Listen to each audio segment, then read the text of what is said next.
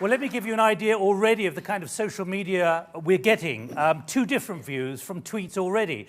Firstly, I feel like living in a nation which will lead the world within a decade. Modi's India will be developed and clean. On the other side, a man who promises so much is doomed to complete failure.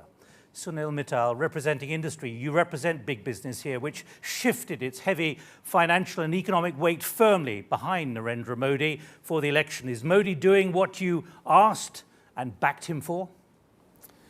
Well, we didn't ask anything, we hoped for a lot. So if you ask me, has the hopes been set right in this country? I think the answer is a resounding yes. I'm an entrepreneur who works more with feel than data. I can tell you that in my gut I feel very happy and confident about India surging forward. Arun Roy, your view on Prime Minister Modi's 5 months in power so far? Well, there are two Indias. One India in which we are today, and the other India which has a completely different face and different kinds of people. The other India is unhappy, distressed, with a whole spate of promises which have been retracted.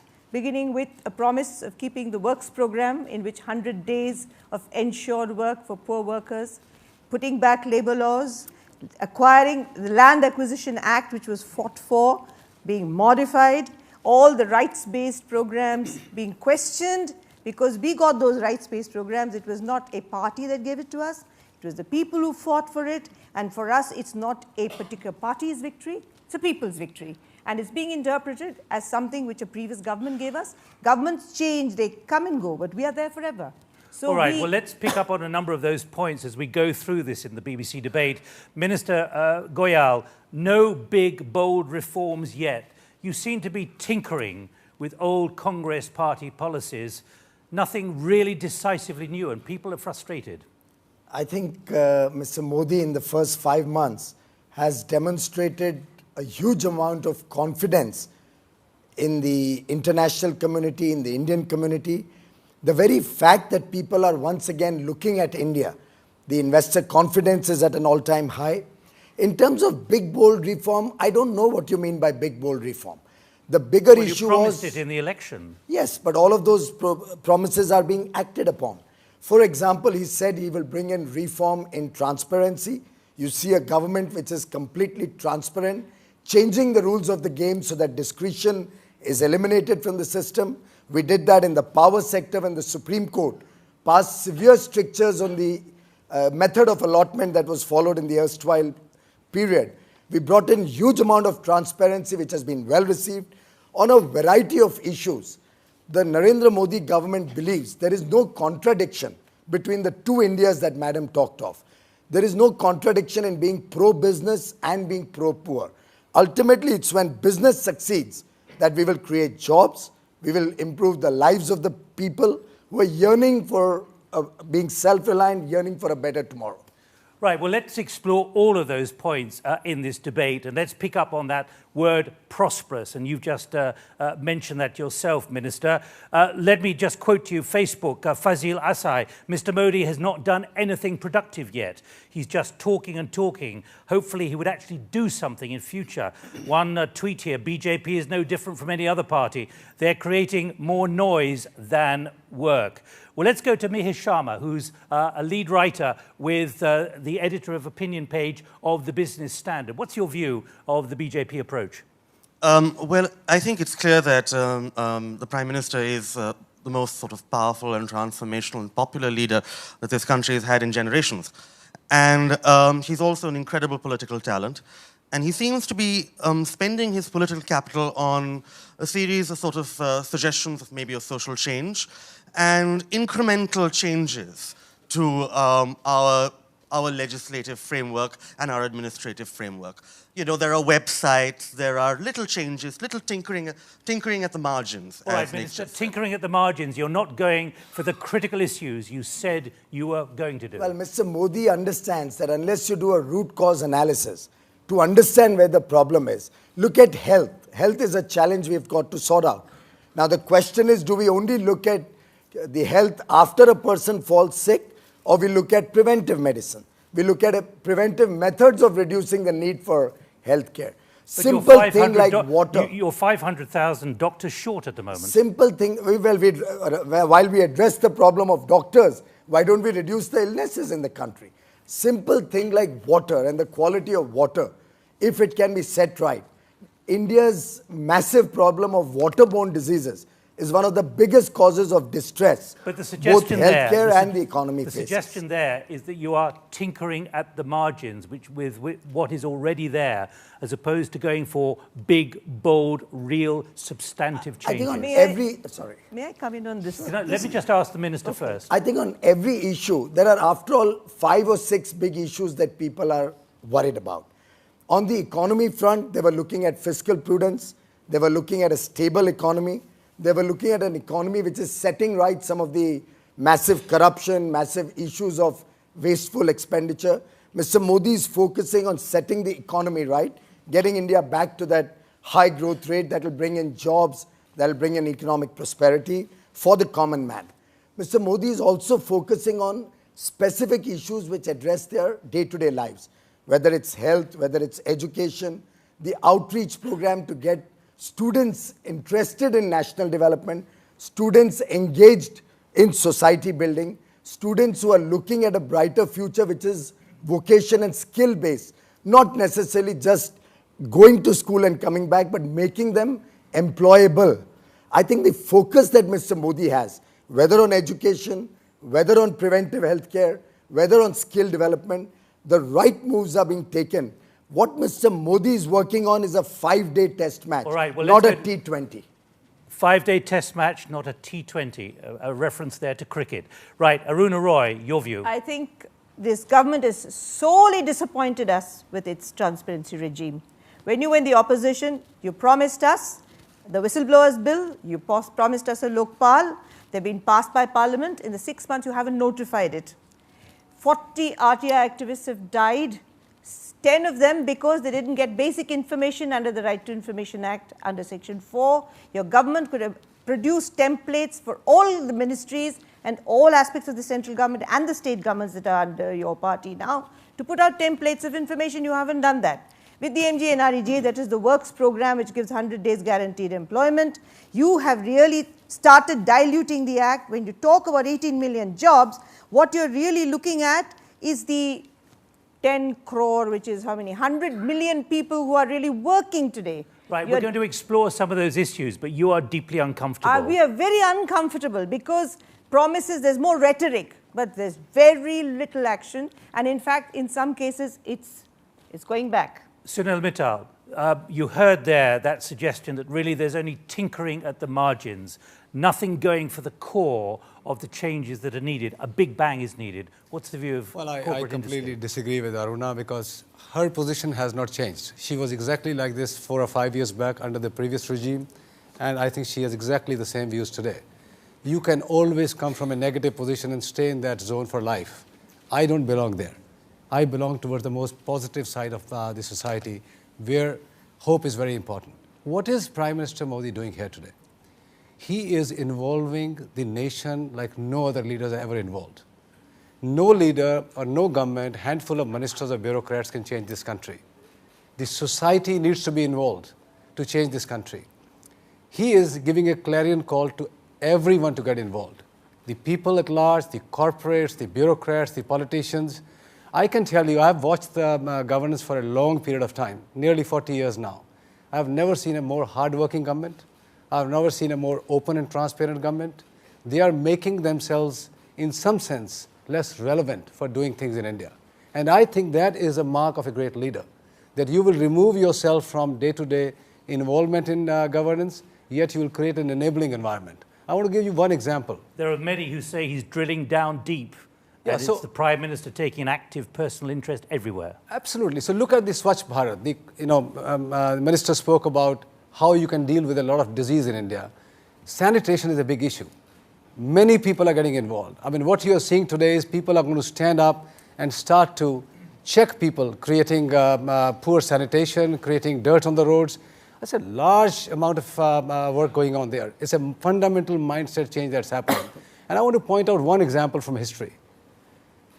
In the Second World War, Russia was in a bad shape. People were dying like flies.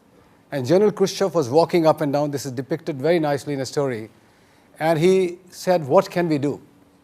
One soldier took the courage and said, give us hope. And he picked it up and he said, that is what we need to do. Right. I think for a leader, that is most important. The rest changes automatically.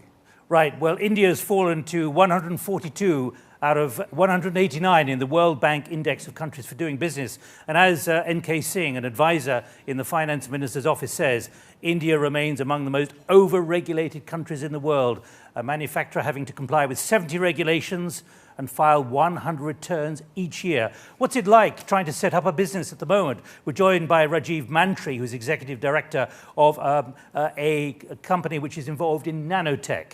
Is it easy to set up a company these days? Thank you. Sit down, actually. I'm a member of the Global Shapers community. And start again. I'm a member of the Global Shapers community. And my question to the panel is, India has been synonymous with red tape and bureaucracy for a long time. And the Prime Minister was elected on the promise of minimum government, maximum governance. Whether it's starting a business, operating a business, even closing down a business, we all know it's extremely difficult. So, are you experiencing this yourself at the moment? Very much so. Very much What's in the way? So I would specifically point to the New Companies Act, which is a new set of corporate regulatory sort of rules which have come in. And that has made business very difficult for small enterprises. Has anything changed in the last 5 months? Not really. Right, not really, Minister. Nothing's changed in the last 5 months. Well, I think we have inherited this Companies Act. It was neither passed by the current government nor framed or deliberated on by the government. We have only had one session in which it was probably the most productive session that Parliament has ever had in a long time. We have another session coming up soon where you could see changes in the rules. But you recognise this frustration. Yes, that's the critical thing. His angst is absolutely right. You've got a young entrepreneur who wants to set up businesses. That's right. The Companies Act was deliberated on in the earlier government. A lot of criticism was made, and I was a part of that criticism, but we need to set it right. I think the government has already taken it under consideration for improvements going forward. But since a lot of people talked about the ease of doing business, one must recognize it's a 67-year-old legacy. In our government, for example, we told all the bureaucrats, you cut down the layers of decision making. In my own ministry, I've been asking them, I won't sign a file unless there's a policy perspective to it. Why do we have to address individual issues? Let's only sort out the policies. And why does a file have to go through 9? They're worried they can't set up businesses adequately at the moment. It takes 30 days to do something. It takes an average of 9 days in other countries. That's a 67-year legacy, which we are setting right as we go forward, addressing each issue at the root. Well, let's pick up on corruption, because that was at the heart of challenges to the previous Congress government. And India is now ranked a dismal 94 out of 176 countries in the last Corruption Perception Index of Transparency International. That's behind China, South Africa, and Brazil. Here's a tweet from Dipendu Chowdhury. A corruption-free Indian economy, is it possible? Facebook, Utkarsh Mishra. What are the measures Modi is taking to remove corruption at lower-most level, which is affecting the poor most? Sunil Mittal, do you see a change in the ideas and spirit and determination on corruption or not? No, absolutely. Where does the corruption really come from? It comes from discretions in the hands of authorities. Now, resources or natural resources has been a large area of problems, and the other is real estate and land and its conversion. I think the first one is being decisively handled as we speak. There are going to be auctions for coal coming up soon. Spectrum is already being auctioned. Many other public resources are going to be auctioned. In the area of real estate, the land bill is under a debate now. There are some issues which need to be probably tweaked, and they are under active consideration. But importantly, you need to define real estate laws very clearly. Most of them sit in the state. Can the center guide the states to go through a process where you have a clear demarcation of land use? And rather than giving it through discretionary allotments, they must be having public auctions other than for social good like hospitals or schools, etc. Aruna Roy, do you see any change on corruption at the moment? Hardly, because we don't know what the government is doing. That's precisely why it seems much better. It's an opaque government. We don't know what's happening. There is no policy statement, fiscal policy. We don't know what's the next 5 years. We don't have a roadmap. We need all this, because it's only then that people can monitor what the government is doing. And if Mr. Modi has won on faith and hope, he has to tell us this is a social contract. He gets elected not because of a religious quality. He's there as a representative of all of us. He has to speak to us. He can't just tweet to us. He can't just have an email ID. He has to have consultations. He has to meet us in person. He has Minister, to you're talk hiding. to us. You're hiding. You're not being open.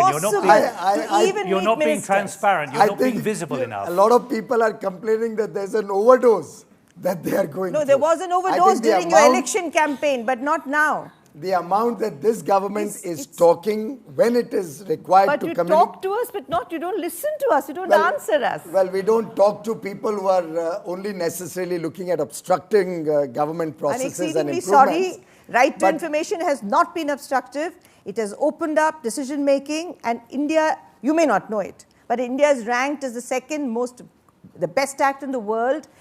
The government has refused to join international fora, but it has got kudos from all over the world. You don't recognize it. And Mr. Mittal says, I say the same thing. Well, let me hear the Mr. minister. Mittal, Well, it's the not a people of question of it- whether you say the same thing or not, Arun Roy, whether the let me hear the principle minister. changes or not. Well, the people of India in any case have passed judgment on whether that was the promises and the rights were good for them, or they are happy to look at delivery and performance. He has a track record in Gujarat where he's actually, even in the real estate sector, completely computerized and completely eliminated discretion.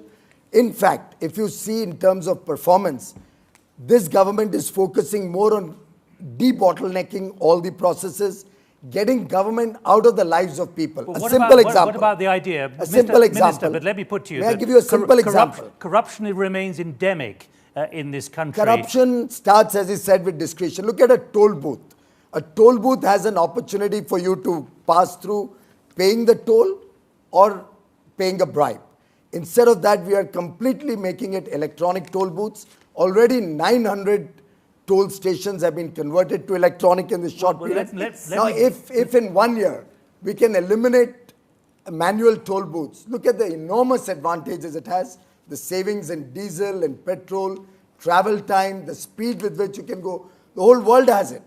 And India has been deprived. So 67 years of deprivation being sorted out is a process. Well, let me it's talk not about something that happens in 1 month. Let me put to you the principle, Sunil Mittal. The outgoing finance minister, Mr. Chidambaram, said no one cares about corruption when growth is 10% and everyone's doing well. If growth has slumped to 4 to 5%, then large numbers blame corruption, which remains endemic.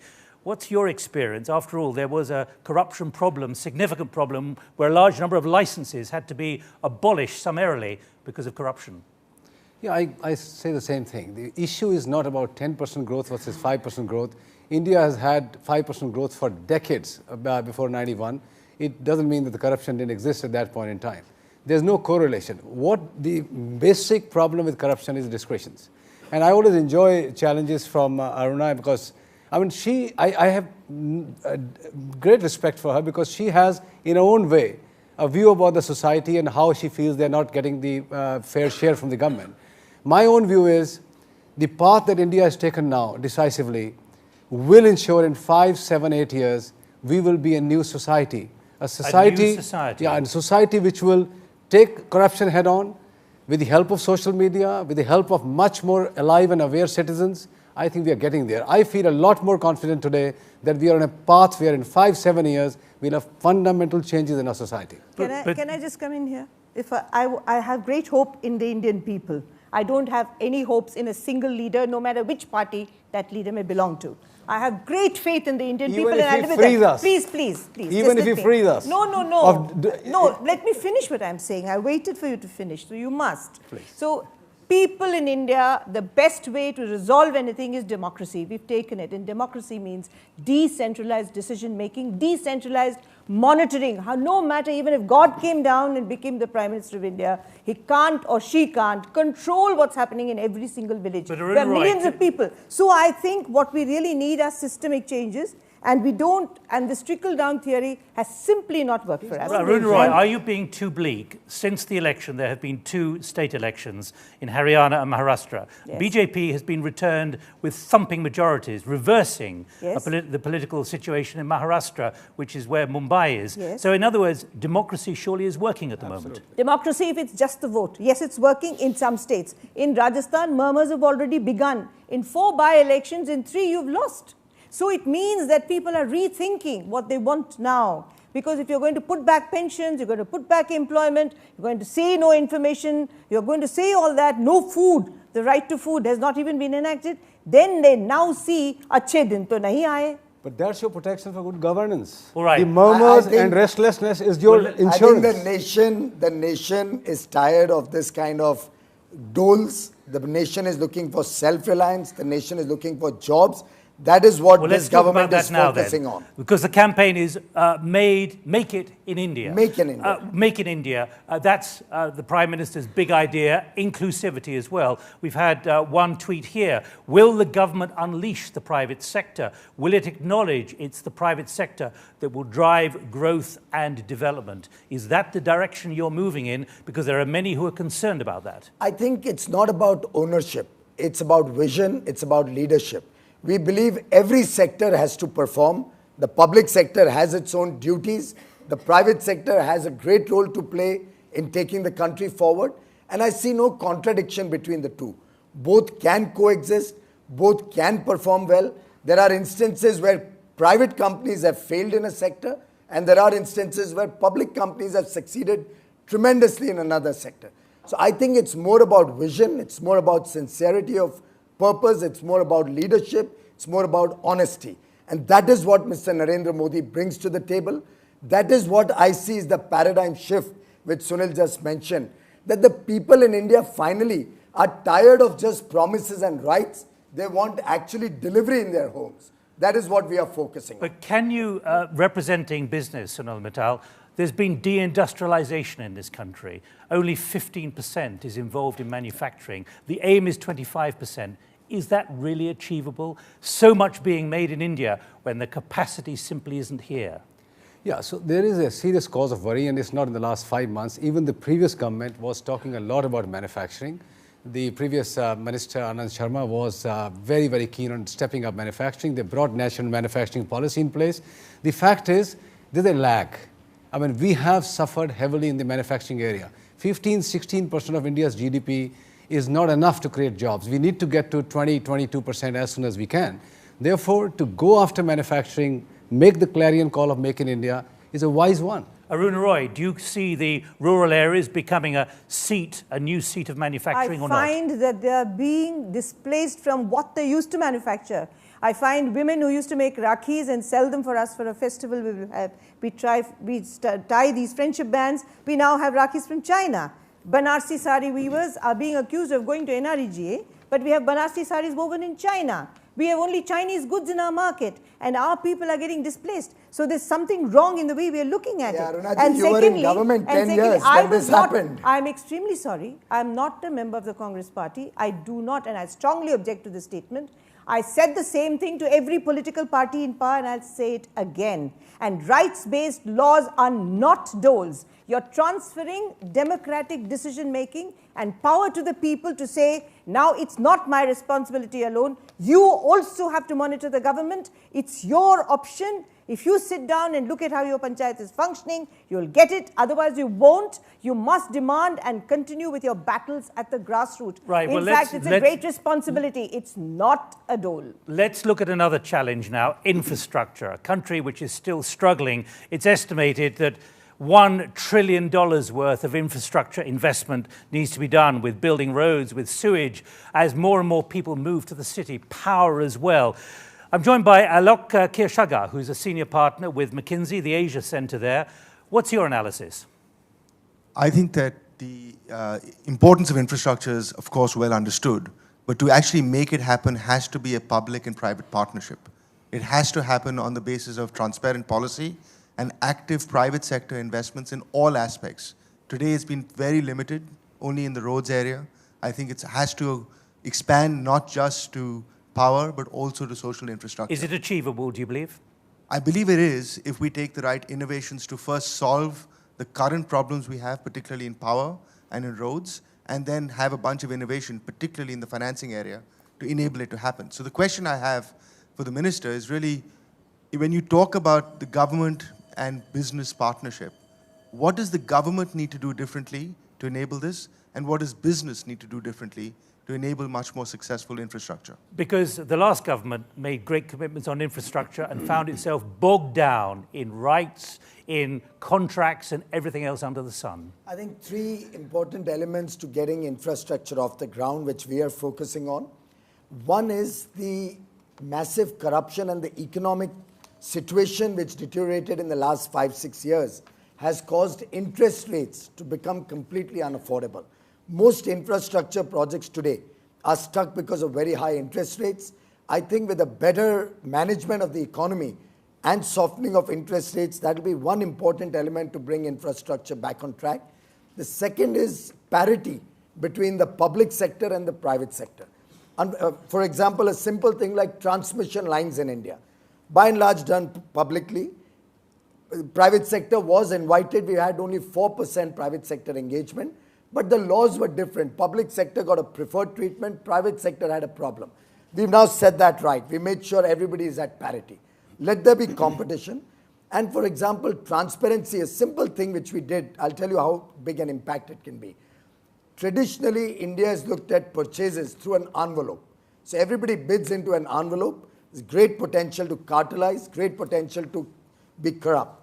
What we are trying to introduce increasingly is computer-based e-tendering, computer-based reverse bidding for all contracts. And that gives an opportunity to discover the best value. It gives an opportunity to bring in competition and gives an opportunity to international players to come into India in a big way. I think infrastructure investments which have been bogged down for the last few years are poised for a takeoff. I see at least $250 billion coming into power, into the fuel, coal mining, into transmission and distribution. Personally, I believe the road sector is poised to take off in the next 2 or 3 years at 30 kilometers a day, which was what Mr. Vajpayee had achieved when he was Prime Minister. Well, the last government promised 20 kilometers a day and still didn't do it. They did 3. That's because, well, there was over-involvement of the government. What we are trying to do is get out of that process. We're trying to rectify the anomalies in the land law, not for compensation, but for procedures. So the procedures are so cumbersome, no infrastructure can come. So how much land are you going to take over, and how many forests are you going to cut down? Well, every development activity will have a small compromise, but that development activity will lead to a much larger return for the common man.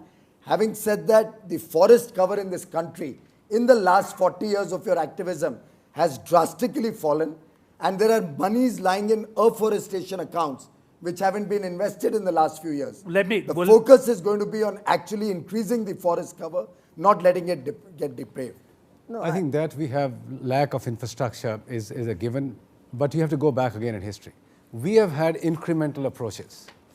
Take one example which is very recent, the Delhi-Gurgaon toll highway. Which is just a short distance from here. 6, 7, 8 years back we launched it. That's already getting absolutely locked down. We have a very small vision of our infrastructure projects. It's only of late that we have started to look at some mega big projects. In fact, we have some funny names like ultra mega power projects, just to demonstrate that we want to do something big.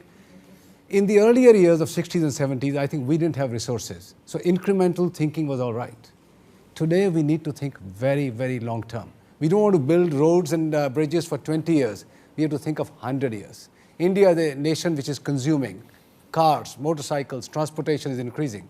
We need to think very, very big in infrastructure. The second problem has been environmental clearances, forest issues. When a country develops, there will be some compromises. I have been speaking regularly at climate forums. It's our turn to develop. I don't want agitationist mode of stopping these projects. We have to be careful for our environment, forests, but at the same time, I don't want people who are interested in keeping India poor using the bogey of either forest or environment. don't We have want- to develop. We don't want a poor India, and I object to it. But we want a just India. I agree. We do not. How can No. you disagree Who with that? Who pays the cost? Why don't you have it dug under your houses in Delhi? Why didn't Russians Delhi have completely removed because we find iron ore under it? It's always the most poor, the person who has access to power the least, whom we uproot. But so just therefore, India, there is, I there is agree no, with you, this Arunaji. I'm business of sorry, saying the I cannot activists have disagree stopped with it you on that. is- no, it's not correct.